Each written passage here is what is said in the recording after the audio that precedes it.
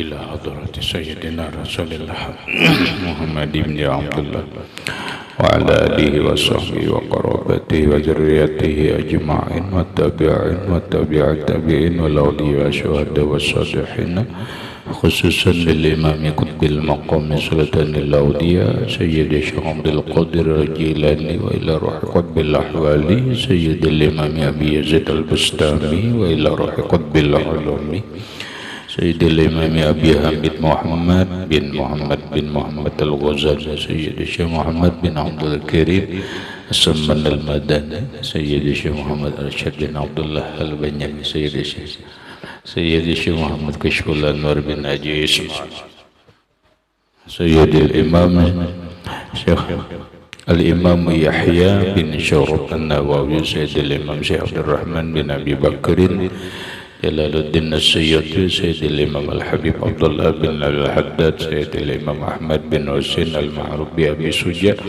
سيد الإمام شيخ إبراهيم البجوري سيد الإمام شيخ محمد نواوي بن عمر البنداني ولأرواح أهل سندنا المتصل إليهم وخصوصا إلى روحي سيدي ومرشدي ومربي الروحي سيد الشيخ محمد زين بن عبد الغني البنجر إلى أرواح جميع مشايخنا ومشايخ من الله الكريم يتغشاهم بالرحمة والمغفرة ويعلي درجات بالجنة يعد علينا وعلى أهل بيتنا وأولادنا ذريتنا من بركتهم ومن بركة علومهم وأسرارهم وأنوارهم ومعارفهم وكرامتهم بسر النبي وآل النبي لهم الفاتحة. أعوذ بالله من الشيطان الرجيم. بسم الله الرحمن الرحيم. الحمد لله رب العالمين الرحمن الرحيم مالك يوم الدين إياك نعبد وإياك نستعين اهدنا الصراط المستقيم صراط الذين أنعمت عليهم غير المغضوب عليهم ولا الضالين آمين. بسم الله الرحمن الرحيم. الحمد لله رب العالمين والصلاة والسلام على أشرف الأنبياء والمرسلين سيدنا وحبيبنا وشفيعنا ومولانا محمد وعلى آله وصحبه أجمعين. وسبحان الله والحمد لله ولا إله إلا الله والله أكبر لا حول ولا قوة إلا بالله العلي العظيم. السلام عليك يا سيدي يا رسول الله. السلام عليك يا سيدي يا حبيب الله. السلام عليك يا سيدي يا خير خلق الله. السلام عليك يا إمام الأنبياء والمرسلين. السلام عليك يا ختم النبيين. السلام عليك يا رحمة للعالمين. السلام عليك أيها النبي ورحمة الله وبركاته. قال المصنف رحمه الله: وإياك وأماني المغفرة القاطعة عنها وهي ما تسمعه على لسان طائفة من المغترين من قولهم إن الله يغفر الذنوب جميعا وهو غني عنا وعن أعمالنا وخزائنه مملوءة بالخير ورحمته وسعت كل شيء مع إصرارهم على فعل المعاصي وترك الأعمال الصالحات. وكأنهم يقولون بلسان أحوالهم إن الطاعة لا تنفع وإن المعصية لا تضر وهذا بهتان عظيم. Wa iyyaka jauhi oleh engkau wa amaniyal maghfirah angan-angan ampunan Allah al-qati'ati yang pasti anha daripada ampunan tersebut. Maksudnya jauhi banget keadaan atau perasaan diri ini diampuni Allah secara pasti. Secara pastinya itu yang jadi masalah. Jauhilah oleh engkau berharap ampunan Allah yang pasti dari dirimu. atau jauhi oleh engkau berperasaan bahwa Allah Ta'ala itu pasti mengampuni dosa-dosamu. Wahia, dan bermula ia ma tasma'uhu ala lisani ta'ifatin, ucapan atau keterangan yang engkau dengar akan dia lewat lidah sekelompok minal mughtarin, daripada orang-orang yang tertipu. Kenapa seseorang atau engkau bisa meyakini secara pasti bahwa Allah mengampuni dosamu? Karena engkau mendengar dari kelompok orang, yang orang ini boleh jadi orang berilmu, namun mereka ini tertipu. Apa ucapan mereka? Ucapan mereka min qaulihim innallaha yaghfiru dzunuba jami'an. Ucapan mereka bahwa Allah Ta'ala sudah mengampuni dosa semuanya. Wa huwa Allah ganiyun anna, Tuhan tidak membutuhkan, Tuhan kaya, tidak membutuhkan diri kita, wa an a'malina, dan dari amal kita. Tuhan tidak membutuhkan diri kita, Tuhan tidak membutuhkan amal kita. Perbuatan ini, ucapan ini sebenarnya bujur. Ujarnya Allah Subhanahu wa Ta'ala sudah mengampuni dosa kita sesuai dengan firman Allah dalam Quran, innallaha yaghfiru dzunuba jami'an. Nah, artinya apa? Artinya begini, ada sebuah ucapan mereka ini yang tertipu. Tertipunya tuh karena mereka secara pasti. Kita ambil contoh dalam semua ajaran agama, baik Islam, Kristen, Buddha, Hindu, apalagi Konghucu, apalagi Katolik, ya lah Kristen. Itu mempercayai ada yang namanya dosa, ada yang namanya pahala, semua ada. Orang Kristen itu ada kisah dosa, orang Yahudi itu ada cerita dosa. Mereka meyakini dosa itu ada. Makanya ada yang namanya disebut dengan orang Yahudi itu tembok ratapan. Iya, bila di tembok itu nangis, ngarengin tembok ratapan. Nah, orang Hindu mereka berpahaman, berkeyakinan bahwa ada dosa,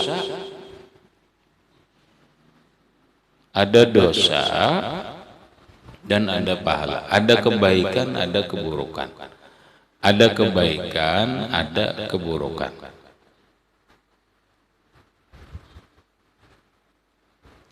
Islam itu semua agama. Namun dalam agama itu lagi pandangan dengan dosa itu berbeda-beda. Contoh Kristen, orang Nasrani atau orang Kristen itu rasanya baik Kristen Protestan ataupun Kristen Katolik, mereka beranggapan dosa mereka itu sudah diampun Allah, mereka akan selamat. Siapa yang menebus dosa itu? Siapa juru selamat itu? Mereka meyakini bahwa Yesus, Nabiullah Isa yang mereka sebut Yesus, ketika disalib itu sebagai penebus dosa mereka. Paham? Jadi mereka meyakini ketika Yesus itu disalib, Nabi Isa itu disalib, itu sebagai penembus dosa dari semua umatnya. Sehingga umat Nasrani itu punya keyakinan mereka itu selamat. Siapa penyelamat mereka? Yaitu Yesus.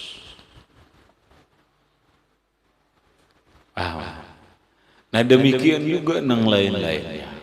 Adapun kita dalam Islam, kita pasti berkeyakinan dosa itu ada, pahala itu ada, surga itu ada, neraka itu ada, nikmat itu ada, azab itu ada. Iyalah, Namun di balik dosa itu ada ampunan Allah.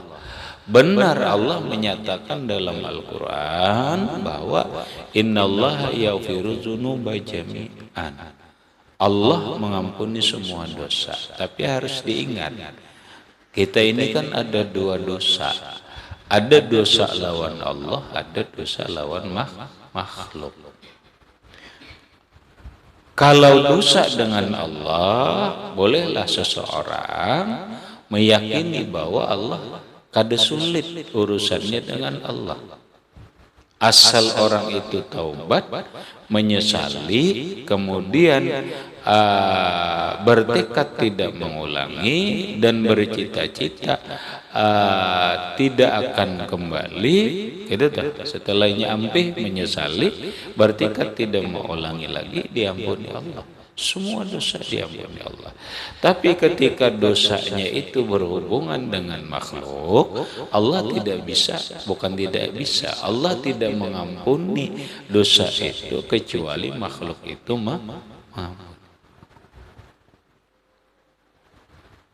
maka kita kada bisa memastikan bahwa Allah Subhanahu wa Ta'ala mengampuni semua dosa-dosa kita. Berarti kan habis tuh. Baik dosa hubungan lawan Allah, baik dosa dengan hubungan lawan manusia. Kada bisa. Tidak bisa. Nah, makanya jangan tertipu. Jangan tertipu ucapan sekelompok orang yang mengatakan kita ini sudah diampuni Allah dosa-dosa kita. Karena Allah itu maha kaya. Buat apa Tuhan? Bahasa kita, apa untungnya Allah Ta'ala kada mengampuni kita? Apa untungnya? Kita umpamanya orang berbuat salah lawan kita, lalu orang itu kita maafkan, kada kita maafkan, apa untungnya? Pasti kita ada, kalau lah, pasti kita ada puas. Aku enggak ada, pokoknya kada aku maafi, puas itu kan banget gitu. Allah apa manfaatnya kata mereka? Allah kada mengampuni itu apa untungnya lawan Allah? Ya, kita kan kada mau maafi karena ada kepentingan. Engkau maafinya mana ini kan begitu. Allah apa kepentingan Allah? Allah ganiyun anna, Allah maha kaya. Paham jadi? Allah itu maha kaya, arti maha kaya itu Allah tidak membutuhkan diri kita.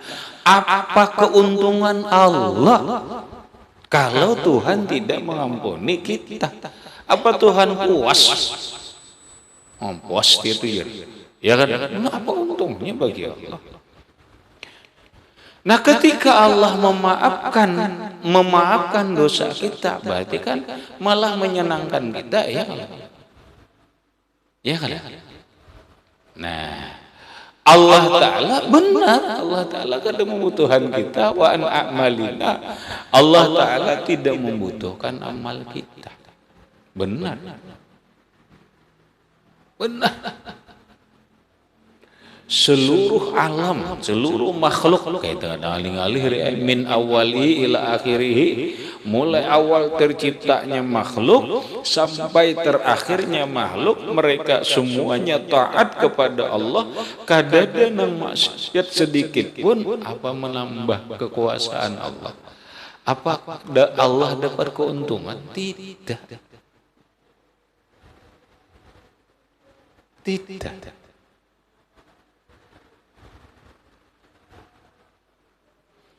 Apa ketika seluruh manusia dan jin,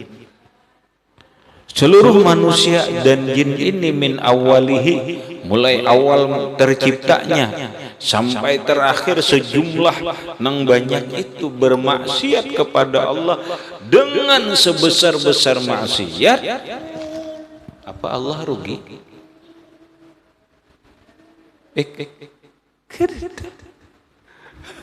Kenapa? Tuhan memang kadang membutuhkan amal kita. Tuhan kadang membutuhkan amal kita. Tuhan kadang membutuhkan amal kita. Malah wa khazainuhu mamlu'atun bil khairi. khazainuhu, simpanan Allah, perbendaharaan Allah itu mamlu'atun bil khairi, penuh dengan kebaikan. Wa rahmatuhu wasi'at kulla syai'in, wa rahmatuhu, dan rahmat Allah wasi'at kulla syai'in, meluasi setiap sesuatu. Allah dalam kehidupan ini kadang-kadang kada lepas dari rahmat Allah. Bahasa kerennya itu, di alam ini tidak ada ruang yang kosong daripada rahmat Allah. Semua ruang dipenuhi oleh rahmat Allah dimanapun kita berada. Ayo. Bujur. Karena ada salahnya, ini bujur. Nah,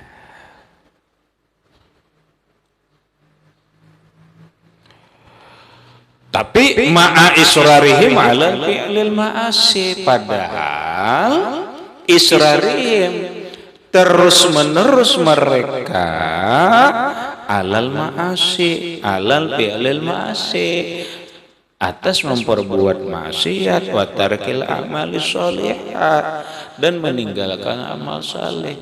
Orang punya perasaan begini, sementara dia tidak berhenti dari maksiat dan tidak melakukan taat, bisa lagi itu? Tidak bisa.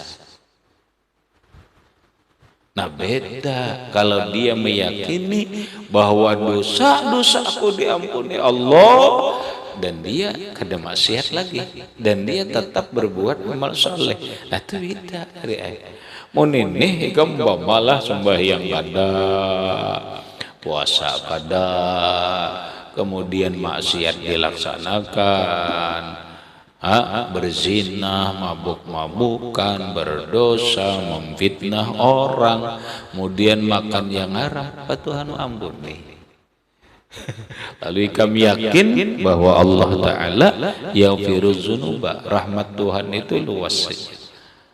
Bisa lah, kada bisa. Tidak bisa. Kenapa? Allah juga menyatakan inna rahmatallah qaribun minal muhsinin. Inna rahmatallah, sesungguhnya rahmat Allah Ta'ala itu qaribun minal muhsinina, dekat lawan orang-orang yang berbuat baik.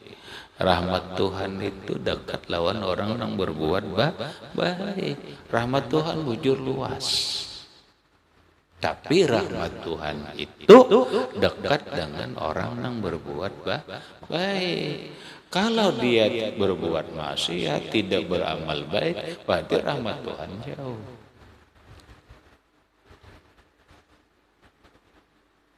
Nah,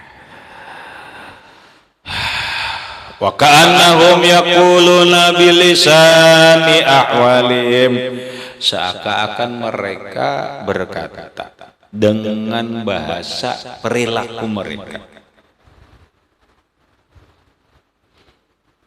Inna ta'ati la tanfa'u, sesungguhnya semua taat tidak bermanfaat. Wa innal ma'asiyah la tadurru, bahwa maksiat tidak mudarat. Benar, bagi Allah taat itu tidak memberi manfaat bagi Allah, maksiat itu tidak memberi mudarat kepada Allah, itu benar. Tetapi taat itu bermanfaat lawan diri kita, maksiat itu memudarat lawan diri kita. Itu penjelasan dari Allah. Laha ma kasabat wa 'alaiha maktasabat. Laha maka sabat, nyaman, nikmat bagi seseorang apa yang dia kerjakan. Wa 'alaiha maktasabat, siksa atas seseorang apa yang dia perbuat.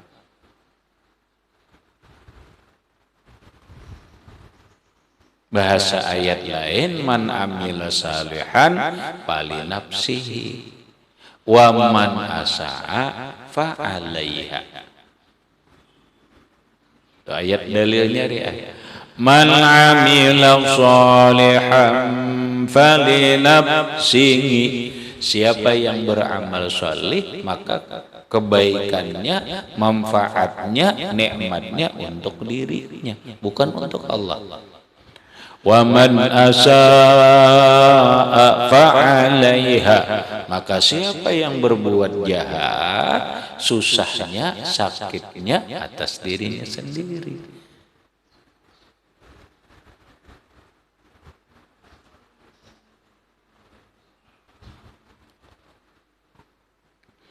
Wahadza buhtanun 'azim.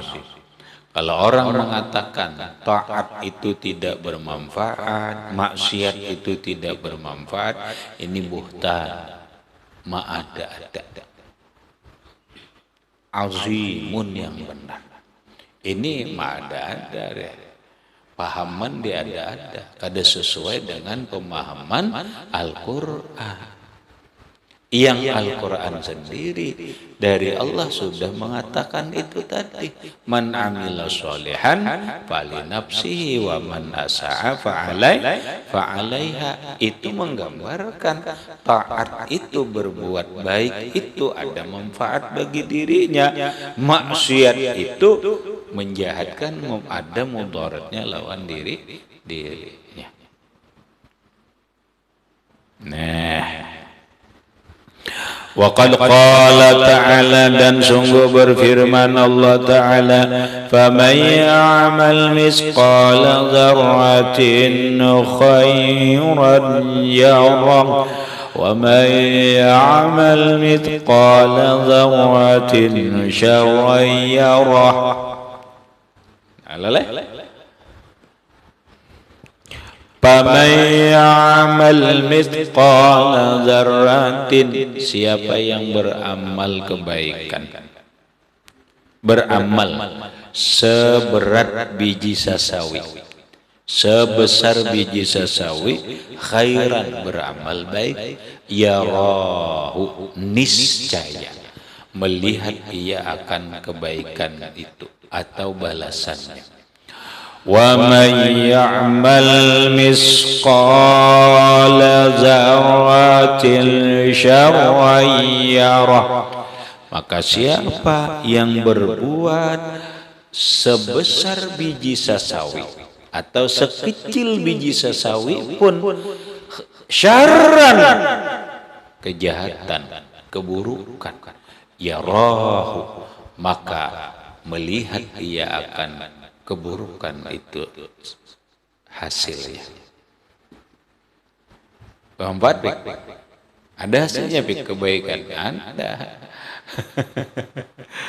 Ada. Wa qala ta'ala, Allah berfirman, walillahi ma bis samawati wa ma fil ardi liyajziyal ladzina asa'u bima 'amilu wa yajziyal ladzina ahsanu bil husna.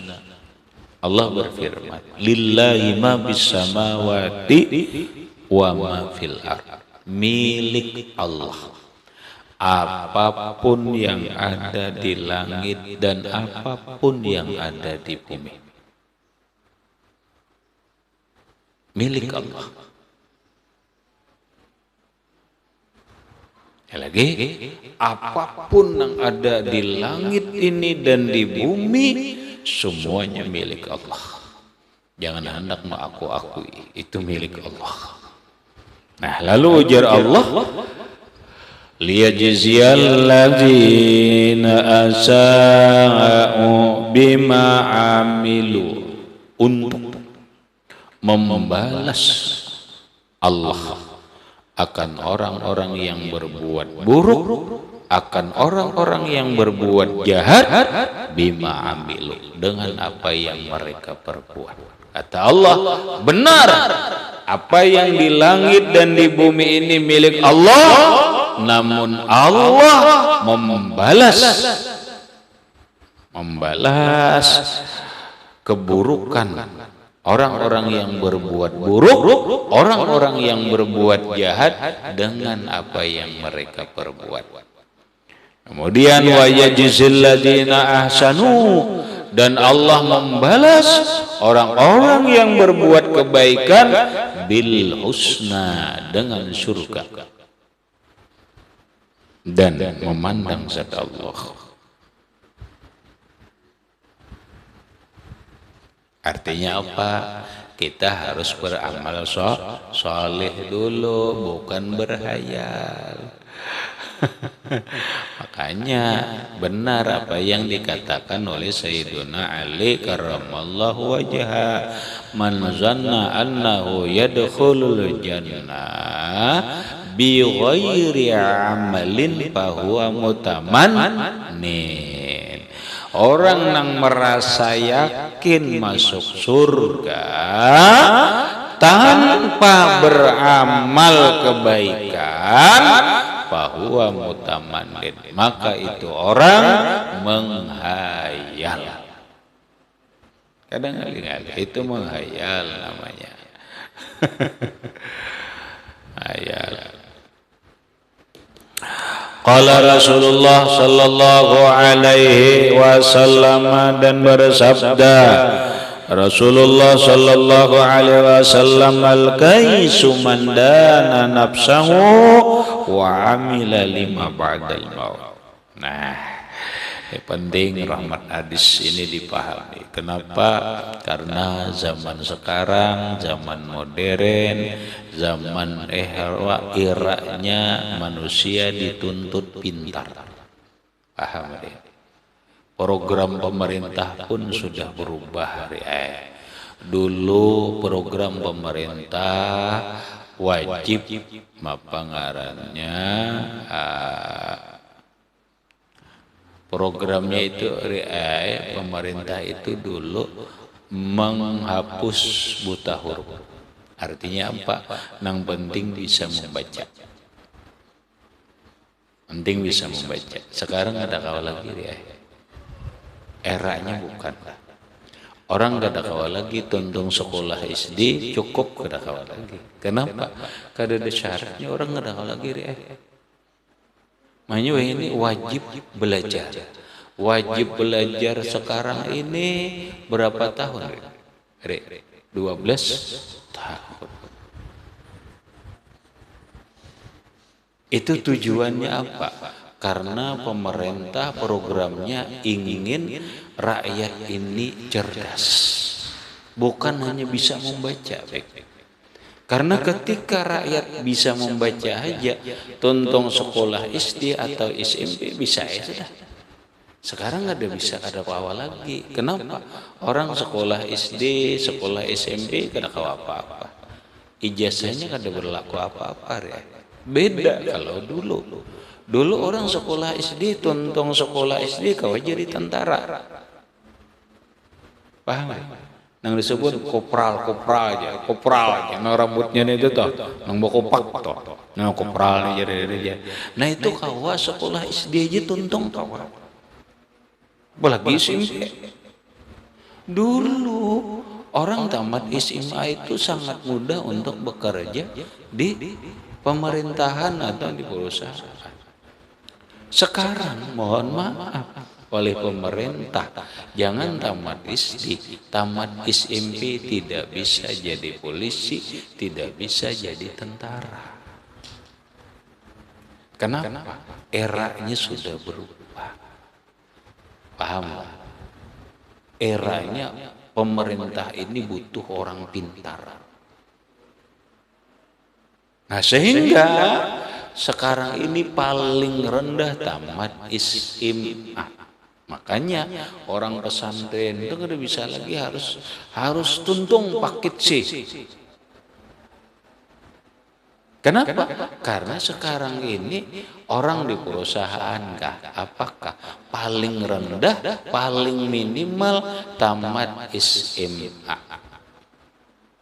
Orang jadi anggota DPR syaratnya tamat SMA atau paket C. Kadang-kadang lagi paket C, paket B dulu bisa. Orang begawe di perusahaan padahal swasta. Kalau lagi tamat SMP lah, kada bisa. Masuk polisi, kalau lagi tamat SMP lah, kada bisa. Paling rendah adalah tamat SMA. Itu napa? Dalam rangka mencerdaskan anak bangsa. Paham mereka? Enggak mengerti bahwa pemerintah ini punya kewajiban mencerdaskan anak bangsa. Cerdas. Dan kita ini ketinggalan makanya paling kada harus tamat SMA. Jangan putus sekolah. Karena kada bisa apa-apa. Mun tamat SD, tamat SMP, tamat SD tidak bisa apa-apa.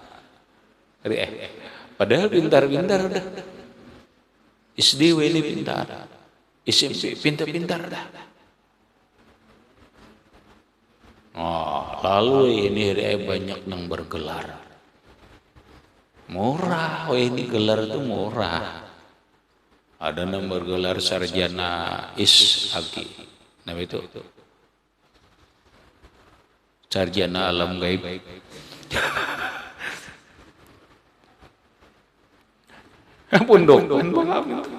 Pundokan ke 7 ziarah habis apa? Alas untung ziarah hati apa? Dapat gelar ISAGI, sarjana alam gaib.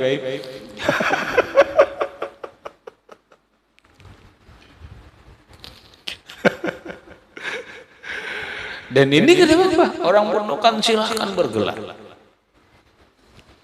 Orang sekarang ini di mana-mana gelarnya ISAGI, ISPDE, ISMAR, IS saja terus. ISKOM. Lain ASKOM.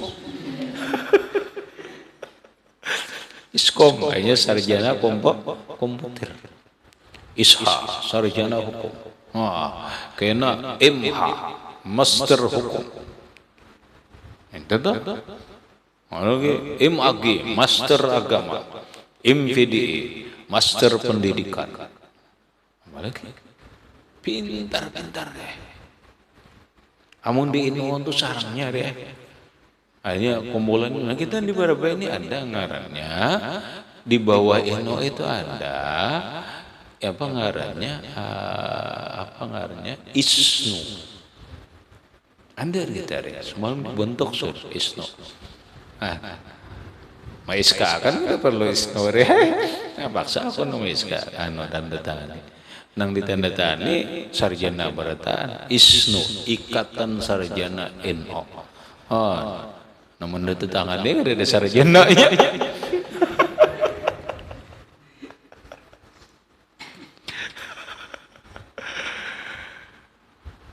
Itu. Nah lalu ini sampai bergelar profesor. Apa mereka ini yang disebut orang pintar? Boleh jadi.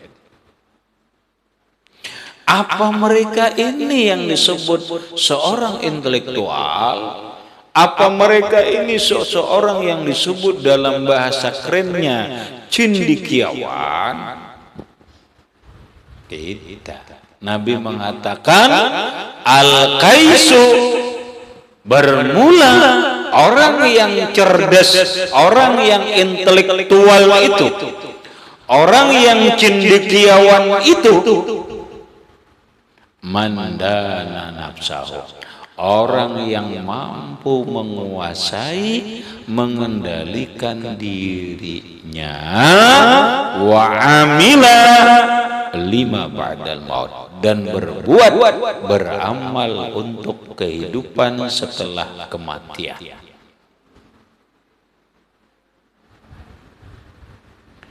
Manil kais, siapa yang namanya orang cerdas itu, orang yang intelektual itu, siapa yang disebut orang cendekiawan? Orang cendekiawan itu adalah orang mandana nafsahu. Satu, dia orang yang mampu mengendalikan diri. Mampu mengendalikan diri, tidak emosional. Mampu mengendalikan diri, tidak berbuat maksiat. Tidak, apa bahasa kita, tidak berbuat serakah atau tidak selalu menuruti hawa nafsu, mampu mengendalikan diri, tidak berbuat zalim kepada orang. Ini satu orang cerdas.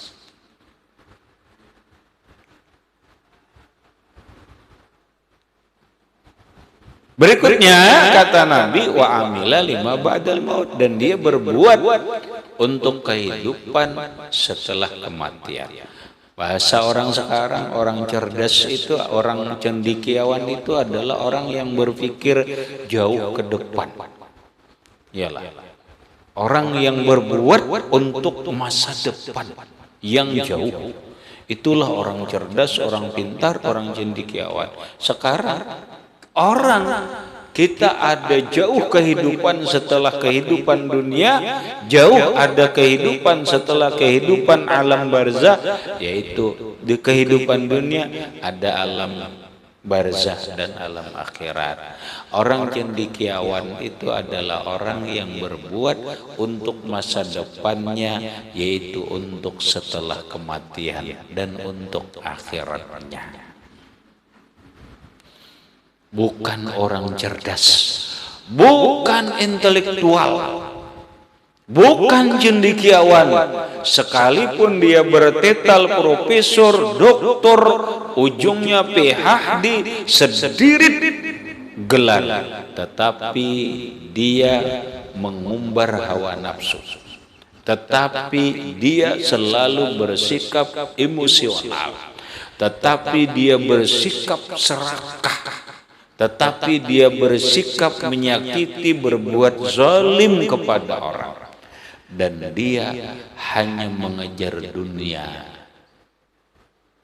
padahal dunia ini hanya sedikit dan sementara. Ada kehidupan setelah dunia. Ini namanya gelarnya pintar, tapi sebenarnya sikapnya tidak menggambarkan orang intelektual, tidak menggambarkan orang cendekiawan. Cuma orang-orang cendekiawan ini juga dahulu inya berilmu juga dulu, berlatih untuk mengendalikan diri. Mun orang dasar bungul kadang ngaji, kadang nuntut ilmu, ya kali juga deh. Maka yang lebih hebat itu adalah orang yang punya gelar keilmuan harus dibarengi dengan gelar atau kehebatan spiritual. Orang yang gelarnya tinggi harus dibarengi dengan ketinggian akhlak dan ketinggian jiwa, yang mana jiwanya terlatih tidak serakah, tidak menuruti hawa nafsu, tidak mengumbar emosi, dan dia berbuat untuk kehidupan yang akan datang. Artinya apa? Paham? Orang cendekiawan pintar itu berbuat, beramal. Malah amalnya bukan hanya untuk di dunia, tetapi lima ba'dal maut. Orang cerdas itu, orang intelektual itu bukan menghayal. Mahayal aja, mahayal ampunan Allah, berharap ampunan Allah, berbuat kada bisa.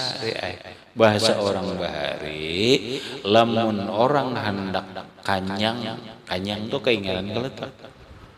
Makan tuh kawala kada disuap. Dah kawa disuap dulu. Suap itu beramal kada? Beramal. Orang hendak kanyang aja dulu dia beramal. Kada kawa kada beramal. Dah bisa kada beramal dulu. Beramal. Wal ajizu, orang yang lemah sekalipun dia bergelar kecerdasan, bergelar keilmuan, tapi dia dikatakan lemah.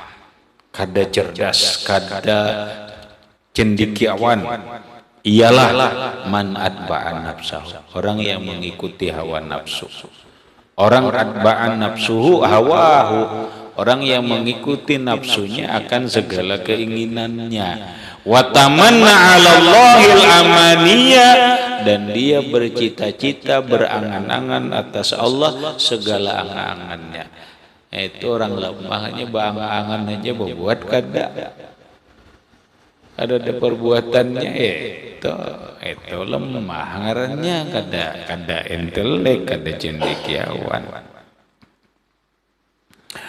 Habis kemudian walau annaka qulta li wahidin min haula'il maghrurina ila akhirih, wallahu subhanahu wa ta'ala a'lam bissawab. Baca Zain.